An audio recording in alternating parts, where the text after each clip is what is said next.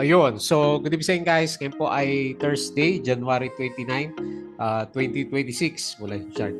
Laglag yung market natin. Lakas ng drop. Negative 2.08%. Biglang lagapak yung index natin dito sa 6,223. So, parang gustong gayahin yung nangyari kay dito sa Indonesian market natin. Di ba? Nag-drop siya ng 7% nung magkaroon siya ng issue sa negative review sa MSCI review. So ito namang issue natin ngayon. So meron pa tayong net foreign sale. 406.24 million net foreign sale tayo ngayon. So malakas yung drop dahil doon sa mababang GDP. Nag-revise pa yata ng GDP from 4% to 3.9%. So ibig sabihin, mahina yung GDP natin, yung pinaka-gauge ng ng market natin o Philippine economy. So si GDP natin. So yun yung naging negative reaction ng market. Hopefully laglagan lang to. Kasi yung mga stocks natin is okay naman siya. So may perception kasi na pag mababa yun, maapektuhan din yung mga individual na stocks. Kaya karamihan ng mga tinamaan ngayon, yung mga alaga natin is mga blue chips. Ayan. So video, nag-drop kaagad ng 4.37%, ICT minus 2.4%, si Metrobank minus 2.6%, BPI minus 1.7%. So tinamaan si na property din, Ali minus ilan ba to? 3%. Properties yung tinamaan eh. And then, yung verde for today's trading natin is siyempre yung paborito ng mga traders natin, yung mga mining stocks. Pero yung mga pag-usapan natin, yung mga high flyer na stocks na lang, yung nilagay ko dito para kahit pa paano may verde tayo na pag-usapan for today's trading. Kasi kung hindi, puro negative yung mga galawan dito sa markets natin. Okay? So, global markets, dito sa US market, okay naman yung galaw. So parang sideways yung iba pero okay naman siya overall. Europe, mix ng konti, may konting pagka-negative. And then dito sa Asian markets, medyo marami din nag-drop sa Asian markets. Pero yung kasabay natin na nalaglag dito sa index natin is yung ating crypto. Baba ng alaga ko na si Sol nasa 122 lang siya. Tapos si Bitcoin is yung mga chart niya pababa. Pero nasa 87K pa rin naman si crypto natin. Okay? So balik tayo dito. Yung mga, dahil medyo may yung bull market, mga penny stocks, at saka penny stocks yung gumagalaw sa market po natin. So nung una, si DHI na naman, bumalik na naman pala, nag-up siya ng 28.62%. Ayan, dito naglalaro yung mga traders. So meron siyang 451K net foreign buy, and then si ACR, syempre, nag-bounce din. 18.46%, so 234K net foreign sell. And then sa mining, so ito si Apo, ang nag-up ng 11.58%. Tapos si ABS-CBN, gumalaw na, pansin din natin. Nag-up siya ng 6.41%. Meron siya ng 3.34 million net foreign buy.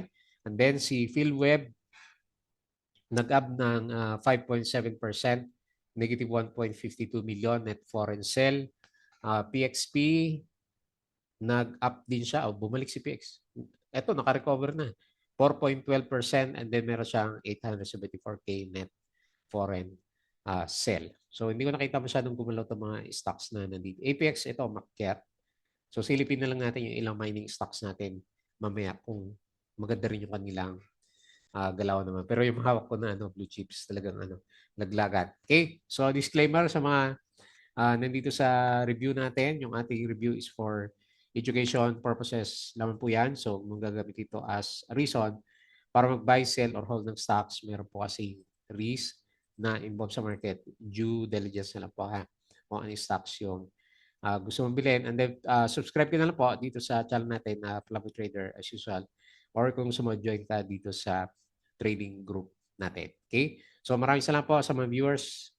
Mukhang mag-expect na naman ako mababang view dahil laglag na naman yung market. Trending stocks review, company reviews, profit or loss, mga sample trades, basic indicators, technical analysis, fundamentals, risk management, PSC stock market studies, yung mga learnings natin dito sa market. Sa crypto, follow mo lang po ako dito sa ating Palabi Trader Crypto ko to. Ayan, mabagal yung net.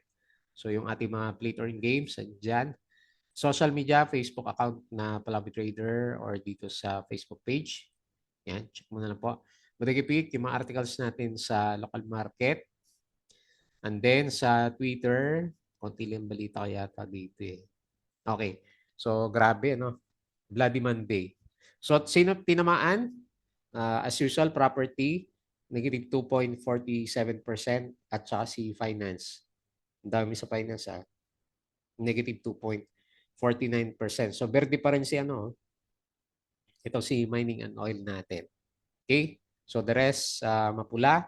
And then, binawi yung, ilan ba yung kapon? 500 million. So, kinain din niya, 406.24 million. So, instead na 4.5 billion, so siguro mga 4 billion ulit yung natitira na net foreign buy sa market natin. Okay? So, yun po yung pinaka-summary ng index. So, sa losers, CNPF yung nanguna, nag-drop na naman, no? Dami. Minus 5% opportunity, no? SMPH minus 4.9, BDO minus 4.37, si Converge minus 4.34, ASN minus 3.58, Ali minus 3.26, dami. Oh. AC minus 2.7, San Miguel minus 2.66%. So sa winners, konti lang. AGI 1.53%, China Bank 1.27, JT Cap 1.22, Jollibee 0.99%. So marami yung nalaglag sa mga stocks natin. Okay? So ibang news, Manila Water secures video loan for Wawa. GDP posted 3%. And 3% lang growth in Q4, bringing full year growth to 4.4%. So ito yung pinakamababa kasi na GDP natin sa 2025. So 3%. Ayan. So yan yung negative catalyst natin. Hopefully bukas mag-bounce naman yung index natin. Friday na naman eh. Share buyback, Mrs. Yi, OPM, SMPH at saka si BRN. ACR, so bakit tinitik? Is heavily linked to the Tampakan Gold Copper Project. Ayan. So mining pa rin, BHI at saka ACR po natin. So third quarter GDP revised, so bumaba siya. And then the PSE tumbles kanina. Fourth quarter GDP growth is slowed to 3%, much lower than the median forecast of 3.7%. Wala, nambubuhos yung mga market makers. So Philippine growth slumps to 3% on scandal. So syempre yung flood control issues. So Global Ferronickel subsidiary commences 2026 operations. So good. Shorpass approved sale of its 49% stake in Indonesia PT Simbilan for about 17 million pesos. So halos barya na lang sa kanya si yung project niya na to. Ito dati napapatas ng price pero wala na rin. Plus secure SEC approval for exemption from registration of its ESOP B. Ayan. Preferred shares ba to? Covering, laki din 220 billion common shares for qualified officers and employees as part of incentive program. Nako, dadami yung yung shares ni Plus. Baka yun yung dahilan din baka bumabagsak. LTG expanded spirits portfolio via Torres distribution. So fourth quarter GDP ang pinag-usapan. BPI optimistic about outperforming its 2025 results this year. And then, Dow Jones, okay, up naman siya ng konti kagabi. Tapos sa metal products, malakas pa rin kasi silip ko lang. Parang gusto naman mag-breakout ng mga prices doon sa gold natin. Okay? So, yun lang po yung ating balita dito sa market. GDP, yung pinaka-negative catalyst po ng index natin. Okay? So, patalasas po ulit yung ating Patreon channel, yung mga gusto ng guide. Sali lang po kayo dito sa group. Double check mo na po yung mga nakasulat po dyan. Okay? So, punta tayo dito sa index. Naku, trap pala yung bounce natin kahapon na merong 500 million na ano, net foreign buy. So, na-break siya. Okay, mukhang mabibreak din yan eh. So, dito na lang tayo sa 6-1 ulit. Titingin. Dito ko sana ilalagay kaso parang bi-breakdown pa bukas. So, dito na lang sa support. Dito, support area natin. Naku. Hopefully, hindi lower low yung ano, yung galaw natin. Okay. Pwede pa rin naman, nasa trend pa rin siya. Pero, yun nga, mahina yung ano, yung pinaka-momentum ng markets natin. Ayun, pababa na rin yung ano, yung itsura ng RSI. So, pababa. Tapos yung itsura ng MACD, pababa din siya. Okay? So, 6.2, very bad. Minus 2% yung index natin. So, yung mga bumagsak kanina, ito na pala yun. Majority is mga banks at saka properties. The winners is mining stocks pa rin, syempre. Okay? So, ito yung mga movers. DHI, ayun oh, galing. Ito, medyo madali makita yung mga support niya. Oh. Hindi siya nag-breakdown sa ano, no? Yung pinag-usapan natin last time. Doon siya sa 50%. Okay, so up ulit, 28%. ACR, 18%. Lakas ng galawan, no? Lakas maka-shake out, tapos ang lakas ng ano, ng movement. Apo, ayan, breakout, 11.58%. Ang lakas talaga ng ano, no? Mga metals natin. So kahit sobrang overbought na yung mga stocks, diretso pa rin. ABS-CBN, nabuhay, 6.41%. Aldi, 6%. Web, ito, malakas si Web. 5.7%. Pag-usapan natin yan. Shell PH, 4.45. Nag-bounce sa ano, MA9. Tapos si Atlas, laki ng volume, no? Ayan, 4.28%. Diretso din, no? RSI 87. Grabe. Si PXP, ayan, buhay na. Naka-breakout na. Yan ang Dow G. 4.70%. Si Birit, 4%. Si REC, kulang sa volume. APX, ayan, breakout, 3.23%. Yung iba, Benguet Corporation, 2.42. Sino pa? OR, ayan, si OR, mababa lang yung volume, pero 1.92. Yung iba, tigba 1% na lang. Okay. Tapos sa losers natin, sino ba? Si NPF ba yung ano, humila? Si PNB. Minus 5.3%. Daming trap na galaw na. SMPH, okay, nako, magdo-double bottom pa yata si SMPH. Minus 4.9. Tapos si Converge, minus, dami nag-breakdown. No? Minus 4.34. Blue, minus 4.32. Tapos si, ano ba may volume? Ito si Ayala, nag-drop din. Minus 2.7%. And green, ayun, nag-ano siya kanina. CISO, minus 2.6%. Okay? So, yung pagkalawan ng market, matamlay yung ano, yung review natin yan. Okay, so hopefully maganda mamaya yung ano, makabawi tayo bukas. So, S&P futures to plus 0.2, Dow futures plus 0.1, and then si Nasdaq plus 0.26%. Okay? So, maganda mamaya. European stocks, ito lang si GDAX. Yung namula, the rest okay. And then sa Asia markets, mix. So, mayroong malalakas yung galaw and then malakas na yung drop ng iba. Pero ito si crypto, laglag talaga yan. So, 87.8K si Bitcoin, 6 na. Ethereum, 2.9K. BNB, 892. XRP, 1.87. Sol, 122.79. Tapos si Dodge, minus 4.31%.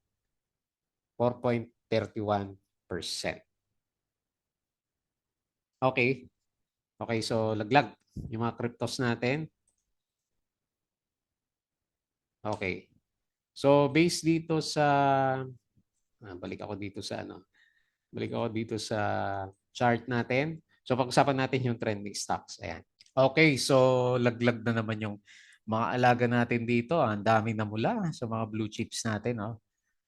Okay, so makakabawi pa kaya to. Baka ilang araw na naman bago bumawi yung ano, yung index natin. Lalo na yung GDP ang ano, pinag-uusapan ngayon dito sa markets natin. Hopefully hindi lumabas masyado yung foreigners bukas pag may 1 billion na lumabas dito. Retest na naman tayo dito sa malapit sa 6,000 level. So hopefully hindi. Pero nag-break tayo ng konti dito sa index, no? Okay, nag-break siya ng konti.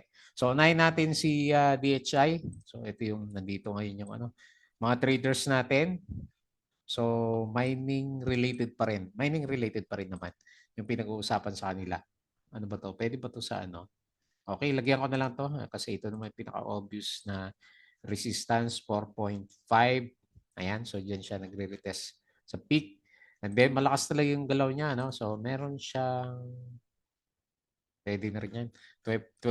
Temporary support dito sa 3.5. So maganda yung mga swing niya. Lakas Pero overbought pa rin naman siya. Nasa RSI 83. Ayan. So watch out na lang. Sa mga mahilig bumili, mag-trade ng mga overbought na stocks. Pero kita mo nga naman, no? Nandito yung yung mga bounce ng market. So nag-close si Dominion Holdings ng 4.09%. So 28, laki, no? 28% and 451K net foreign buy. So 5-minute chart, normal naman yung galaw niya. No? So ba tayo? January 29. So tama lang yung galaw niya. Normal lang yung galaw ni DHI. Meron talagang nag-pump ng price natin. Ayan. Ingat lang pag medyo ng timingan mo. So syempre ito yung medyo marami na ipit dito sa 4.5. Okay po. So congrats doon sa mga naka-bottom pick. Nag siya, no? Pero pinaka-support niya talaga rather yung 50% niya last time. Pero dito ko na lang ilagay kasi sige, pwede natin i-adjust. Mas maganda nga dito sa 3.25 para malaki yung trading range kasi volatile nga siya. Okay? So next, ACR. So Alsons. So mining na naman ang pinag-uusapan sa kanya. So nag-bounce. So dito rin, no? Baka mag-retest. May chance ay mag-retest ulit dito sa 0.96. And then pinaka-support natin, okay, malapit dito sa 0.65. Lakas, no? Normal din ba pag-akyat nito o pinam? Para normal din, no? Kasi 9:30 dito lang siya. Tapos nag-pump nung second half ng trading natin. Okay? So malaki na lang yung range kasi mataas yung volatility. So watch out na lang. So maganda yung galaw niya. Nasa 69 lang yung RSI. And then parabolic yung itsura ng MACD formation. So nag-close 0.77, 18%. Laki naman. Tapos meron siya 234K net foreign sell. Okay? Another mining stocks, Apple. Saglit, pasilip nga muna ng gold price. Ano ba ngayon? Ayun, taas na naman, no? 5.5. Okay? Pero tagal na, no? 92. Hopefully, hindi, pag nag-pull back, hindi naman ganun kalaki yung yung kalakas yung breakdown ng price. Next, Apple. So, breakout ulit. And nag-stay pa rin dito sa overbought 81 RSI. So, laban ng overbought na 'tong mga mining stocks. So, hopefully, hindi sila mag-crash ng malakas. Dahan-dahan lang para makalabas. And then, okay yung RSI sa MACD formation. So, lagyan natin siya ng Fibonacci. No? Pwede na. Ito yung gamit natin last time. No? Ayun, breakout. Actually, mataas yung nyo. Sinasabi niya 1.24. Kaya lang, meron ba? Tama nga. May resistance siya. So, yung price, tama lang siguro. Dito, 1.2. So, yung price natin nandito. So, magre-retest siya dito sa banda taas. Which is halos parehas doon sa extended Fibonacci natin. Breakout na siya. So, pinaka-support is dito, lalim ng support niya. Okay, so malaki din yung trading range ni APA. Okay, so 11.58% up, 1.06, 0 yung net foreign buy. Next, ABS-CBN, finally, nabuhay. Nung isang araw, pumitik na rin pala siya. Okay, buhay na naman siya. May volume, Bumalik na naman yung yung volume. Wala kasi matrade na ano eh, ng big caps. Okay, retest na naman tayo. 4.74 and then support 4. Okay? So maganda yung galaw, RSI, uptrend, MACD, pa-recover din yung price action niya. So hopefully stable na yan.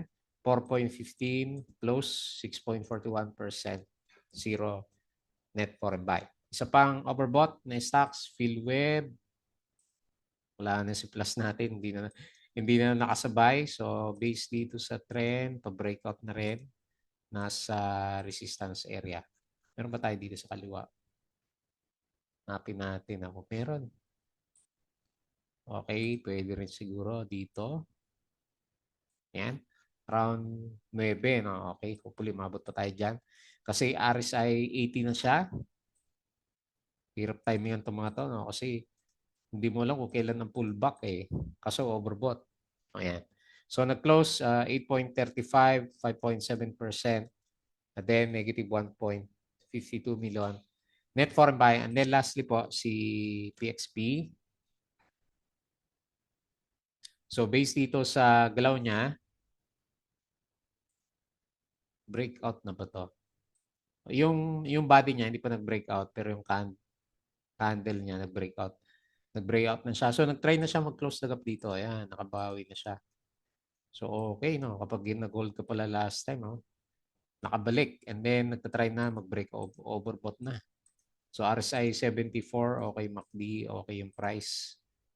Okay din yung volume niya, okay. So good chance. Hopefully maka-retest ulit dito sa 3.6. So nag-close stress 4.70% and 874K net foreign sell. Okay po, so yun lang muna yung review natin. That's muna yung mga alaga nating blue chips. Ang labanan pa rin is mining at saka small caps na stocks. Bukas kaya hopefully may reversal naman yung Kasi ang daming halos lahat ng blue chips nag-track. Okay po, so yun lang muna yung ating review. As usual, please don't forget to subscribe dito sa ating Columbia Trader na YouTube channel. Crypto ko to, follow na lang ako dito. Tapos, join ka lang sa group. Gusto mo ng guide pala. And then, Facebook account, Facebook page, Bulagi Peak, Twitter, and Patreon. So, gusto ng guide. Sali lang po kayo sa natin. Okay po. So, yun lang. Maraming salamat. Kita ulit tayo bukas.